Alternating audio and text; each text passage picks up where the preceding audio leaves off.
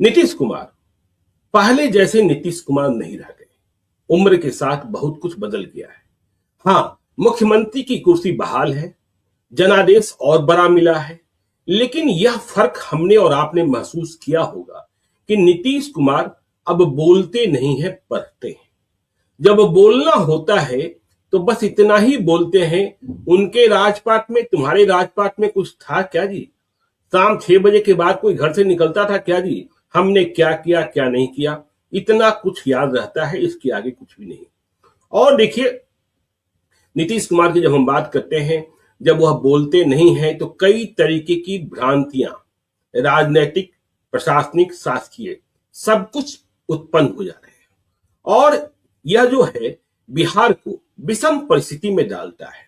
शासन प्रशासन कमजोर दिखता है, चाहे आईएएस का चार्टर्ड फ्लाइट पर उड़ जाना हो, चाहे नीट छात्रा मामला हो, या जेडीयू के भीतर ही उथल पुथल, सब कुछ में कहीं ना कहीं एक ऐसा संदेशा जो भ्रम की स्थिति पैदा करता है, वह देखने को मिलता है। लगभग 3 महीने हो गए, कोई पता नहीं चल रहा है कि उस जनादेश के बाद सरकार क्या कर रही है।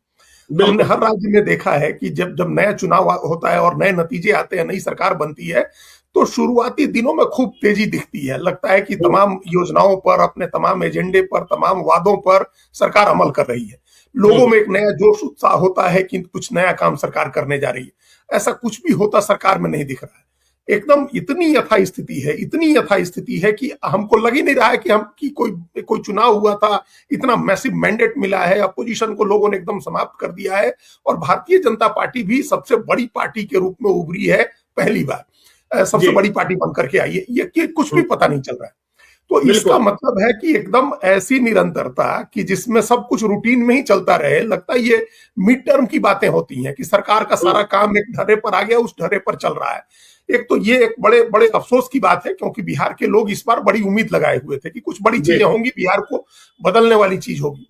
और क्यों उम्मीद लगाए हुए थे ज्ञानेश्वर जी, ये बात भी हम आप बखूबी जानते हैं, बिहार की जनता भी जानती है कि प्रशांत किशोर ने जिस दुखती नस पर हाथ रखा था, लोग उम्मीद कर रहे थे कि अब उस दुखती नस को ठीक करने की कोशिश करेगी सरकार।